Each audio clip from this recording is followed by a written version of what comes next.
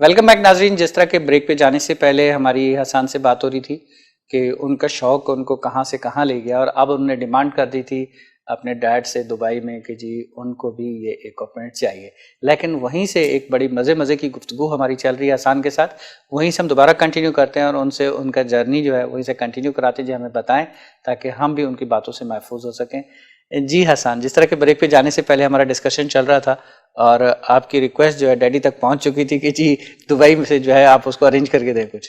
बिल्कुल, मैं अपने वालिद साहब से मैंने जिद की कि ये इक्विपमेंट तो पाकिस्तान में मिलता नहीं है, तो मुझे आप ये परचेज करके दें। जी उन्होंने बोला ठीक है, मैं छुट्टियों पे आ रहा हूँ, मेरे साथ चलना। वो आए, मैंने जिद पकड़ ली, मैंने आपके साथ जाना है बस मुझे तो चाहिए। उन्होंने कहा ठीक है, आप जो है चले मेरे साथ। गुड। अच्छा, वो मुझे वहाँ लेके गए, उन्होंने मुझे फिर जॉब पे लगा दी। उन्होंने कहा इसने तो पाकिस्तान में कुछ करना ही नहीं है, तो इसको यहीं पर ही जॉब लगा देते हैं। तो उस टाइम माशाल्लाह से काफ़ी अच्छी सैलरी पे मुझे जॉब वहाँ पे लगी। मैंने 2-4 जगहों पे विजिट करा। आखिर में मैंने वहाँ पे दुबई के अंदर शारजा शूटिंग क्लब, मैंने वहाँ एक्चुअली शुरू कर दी। बिल्कुल सही है। फिर दुबई क्लब चला गया, मैंने वहाँ शूटिंग करी। मुझे फिर एक इवेंट का पता चला है कि पंजाब जो है ना, एक पंजाब कप करवाने जा रहा है। सही, सॉरी, बहरिया के नाम, बहरिया कप करवाने जा रहा है, फर्स्ट बहरिया कप। सही।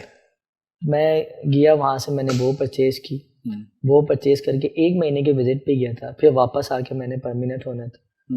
मैंने एक दिन, मेरा पहले इवेंट था लाहौर में। सही। मैंने वो टिकट कैंसिल करवाई।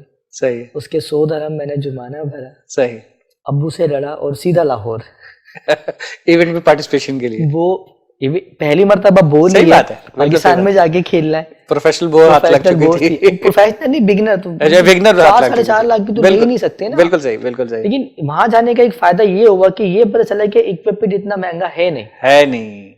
यहाँ तो हम एक की चीज 4 बताते हैं। सही बात है, बिल्कुल। यानी कि अगर हम सही अवेयरनेस देना शुरू कर दें लोगों को, बहुत सारी चीजें खुल के सामने आ जाती हैं। बहुत सारी चीजें, और फिर दूसरे लोगों के लिए आसानी हो जाती है। दूसरे लोगों के लिए हम क्या करते हैं, अपने आप को ऊंचा दिखाने के लिए हम कहते हैं कि ये ना 10 रुपए की हमने ली है, वो 1 रुपए की।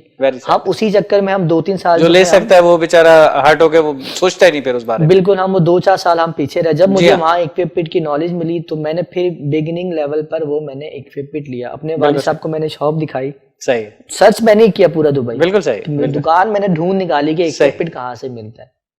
शॉप दिखा के मैं इवेंट में पहुंच गया। वहां मैंने इवेंट खेला। इसी में मैं आपको एक चीज और ऐड करता चलूं, जब मैंने वो इक्विपमेंट खेला, वहां पे जो आज पाकिस्तान का जो टॉप नंबर 1 हाफिज अब्दुल रहमान इस टाइम है, माशाल्लाह, उनसे मेरी वहां फर्स्ट टाइम मुलाकात हुई। और जो इस इवेंट को ऑर्गेनाइज कर रहे थे, बहरिया कप, मंजर शाह साहब, वो उन्होंने मुझसे जो ना इंट्रोड्यूस करवाया कि ये हसन अब्दुल्ला है, कराची से यहाँ खेलने आए और ये अपनी बो परचेज करके आए, क्योंकि मैं बता चुका था इवेंट में कि ये बो मैंने वहां से परचेज की है। उन्होंने कहा आप इसे भी बता दें, ये बच्चा भी बड़ा शौकीन है, खेलना चाहता है, तो वो कहाँ से मिल सकती है। मैंने कहा सर ये रख लें। सही। तो उन हाफिज ने मुझे कहा कि मेरे पास अभी पैसे नहीं है, मैं आपको बाद में दूंगा। मैंने कहा अभी जो है वो दे दे, बाकी बाद में ले लेंगे। मेरे दिल में एक बात आई कि जो मेरे साथ ऐसा हुआ है वो किसी और के साथ नहीं होना चाहिए। बिल्कुल सही बात है। मैंने कहा ये शौक के लिए, अब मैंने कहा मेरे लिए तो मसला ही नहीं है, मैंने ये पैसे वालिद साहब को देने, दूसरी आ जाएगी। बिल्कुल सही बात है। वो बोझ मैंने उन्हें दी और मेरे पास अगले महीने फिर एक और वो आ गई। बिल्कुल ठीक है। मैं कराची पहुंचा, वहां से तो लोग आते रहते हैं, उन्होंने मुझे बोझ ला के दे दी।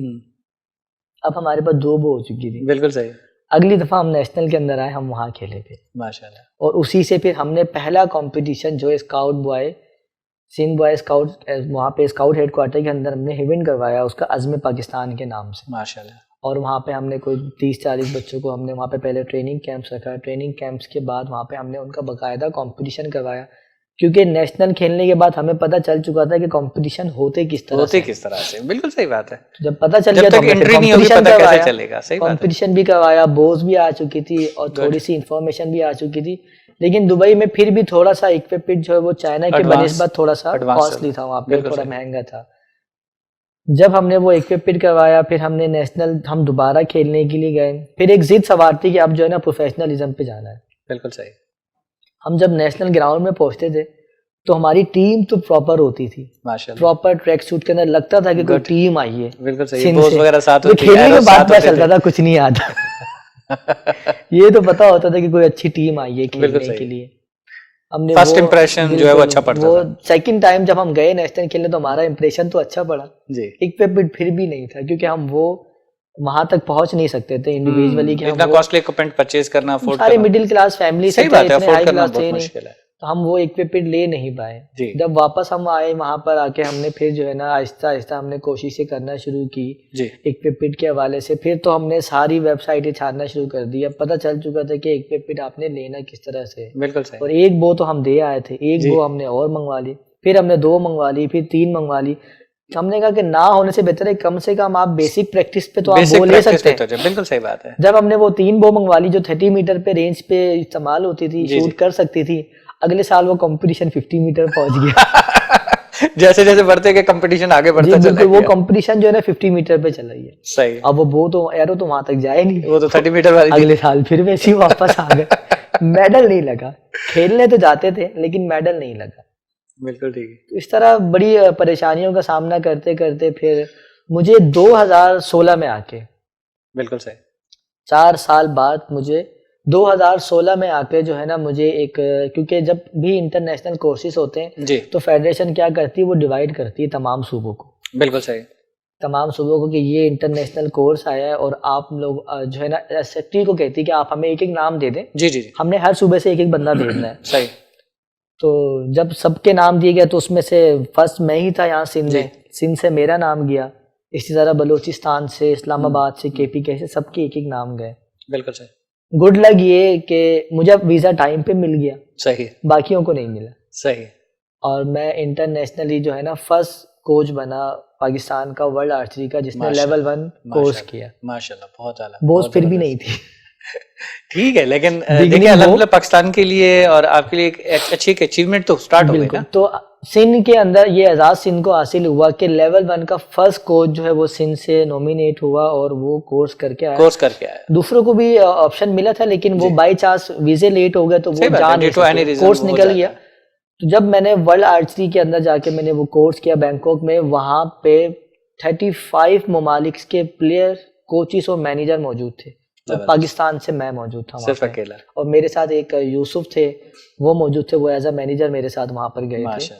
तो हमने वो कोर्स किया, फिर मुझे वहां पे और बहुत सारी चीजें पता चली। फिर तो मैं एक तरह से दुनिया की जो वर्ल्ड की जो फेडरेशन है आर्चरी की, मैं उनके बीच में मौजूद था। बिल्कुल सही बात है। मेरे वहां पे कोई कोचेस 6 कोचेस थे। श्रीलंका के कोच से मैंने ट्रेनिंग की है, माशाल्लाह। इंडिया के कोच से मैंने ट्रेनिंग की, भूटान से मैंने की, कोरिया के कोच से मैंने की, मलेशिया के कोच से मैंने की।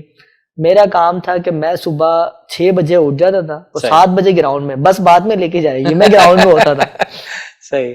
वहां पे उन्होंने मुझे, फिर जब उन्होंने इंटरेस्ट देखा तो मुझ पे मेहनत की, उन्होंने मुझे हर चीज सिखाई। वरना वर्ल्ड आर्चरी का एक रूल्स था कि जब कोच वहां पे ट्रेनिंग करवाता है तो वो ड्यूरिंग द सब्जेक्ट, क्योंकि लेवल 1, लेवल 2, लेवल 3 3 कोर्सेज होते हैं, लेकिन मुझे मेरे लेवल 3 सब्जेक्ट तक के भी मुझे आंसर्स दिए गए। मुझे बताया गया कि ये चीजें किस तरह से होती हैं, ये शौक रखता है, ये आगे बढ़ सकता है तो बताने में क्या हर्ज है। ऐसे ये स्ट्रिंग कैसे बनाई जाती है, यानी कि जो चीजें बनाने वाली थी, परचेसिंग तो दूर, जो चीजें बनाई जा सकती, मुझे वो तक बताया कि आप अपनी कम रिसोर्सेज के अंदर इन चीजों को कैसे आप बना सकते हैं। बिल्कुल सही। और फिर मैं वहां पे तमाम कोचिस के नंबर लेके मैं पाकिस्तान का पाकिस्तान मैंने जाना है और आप सब ने मुझे इक्विपमेंट भेजना है वहां पे। माशाल्लाह। क्योंकि आप वहां जाके फिर मुझे पता चला कि वो इक्विपमेंट अगर आप एक सही मानों में देखें तो 1-1.5 लाख का मिल जाता है, जो हमें 4 लाख का बताया जाता था, 4 गुना ज्यादा, वो 1.5 लाख रुपए का इक्विपमेंट था। और अगर मुझे पहले पता होता, 3 साल पहले मैं ले चुका होता, मेरी तो टीम भी ले चुकी होती, बहुत पहले जो है बहुत आगे आ चुका होता। हमारे जो सिंध के जो प्लेयर हैं, जो हमारे जो इक्विपमेंट से महरूम है, वो इक्विपमेंट बहुत पहले ले चुके होते, लेकिन अवेयरनेस नहीं थी तो हम वो इक्विपमेंट ले नहीं सके। 100%। जब वहां गए तो वहां जाके हमें पता चला कि इक्विपमेंट तो और मजीद सस्ता है जी। फिर वापस आके जब मैंने कोर्स कर लिया यहाँ पर आके, तो मुझे फिर एक ऑप्शन मिला डिपार्टमेंट, क्योंकि जब आप कोर्स कर लेते हैं तो फिर आपको बेनिफिट मिलना शुरू हो जाता है। मैं फर्स्ट कोच था इंटरनेशनली, तो 2018 में मैंने पाकिस्तान कस्टम को ज्वाइन किया। अच्छा, माशाल्लाह। पाकिस्तान कस्टम को मैंने ज्वाइन किया और उसकी मैंने नेशनल टीम जो है ना पूरी, पहले सिंध की टीम तो मैं ट्रेन कर ही चुका था, उनको सबको इक्विपमेंट दिलवाया, पूरी सिंध की टीम को। फिर कस्टम टीम में गए, वहां पे हमने पूरी टीम को हमने इक्विपमेंट दिलवाया। अच्छा, अब जब इक्विपमेंट हम मंगवाते थे, प्रॉब्लम हमारी तब भी खत्म नहीं हुई थी। इक्विपमेंट तो आए, ड्यूटी लग जाए, वो टैक्स अलग से फिर पे करना है, अब उसका क्या करें। अब तो जो 1 लाख की चीज है वो फिर भी 2 लाख की ही पड़ती है। तो भाई जब मैं कस्टम के अंदर इन हुआ तो मैं शुरू से मैं ड्यूटी से परेशान था। सिंध को जब मैं टीम को इक्विपमेंट मैंने दिलवाया तो ड्यूटी हमें परेशान ही करती थी। बिल्कुल सही। मैं ऑप्शन में लगा हुआ था मैंने जाना कहाँ है। जी जी। तो कराची में हमारे पास वो एक ही डिपार्टमेंट बचा था कस्टम, जिसकी आर्चरी की नेशनल टीम नहीं थी। आर्मी, वापदा, एयरफोर्स, रेलवे तमाम टीमें खेलती थी आर्चरी में, कस्टम नहीं खेलता था। हमने अपने कस्टम में गए, मैंने रिसोर्सेज थ्रू मैंने वहाँ पे रिक्वेस्ट की, प्रैक्टिस की, मैंने कहा सर टीम मैं बनाता हूँ, आप सिर्फ बोलेंगे कि नेशनल आप हमें खिलवा दें। सही बात है। तो इस तरह से हमारी सिंध की फिर 2 टीमें हो गई, क्योंकि वो टीम में पूरे सिंध से ही जो है सारे, कराची से ही प्लेयर सिलेक्ट हुए। सही है माशाल्लाह। क्योंकि पंजाब वाले यहाँ नहीं आते थे, वहाँ वाले, क्योंकि जिसने भी जिस डिपार्टमेंट में जाना है वो जाहिर सी बात है कैंप उसका उसी शहर में होता है। सही बात है। कैंप के लिए उसने आना है, अब कोई भी अपना घर नहीं छोड़ना चाहता। जी हाँ, जी हाँ।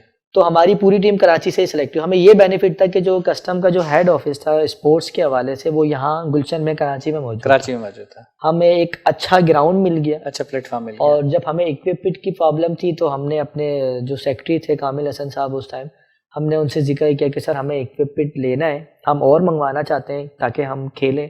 कस्टम से आपने ज्वाइन कर लिया और वहाँ से आप इक्विपमेंट की डिमांड जो है वो आपने कर दी।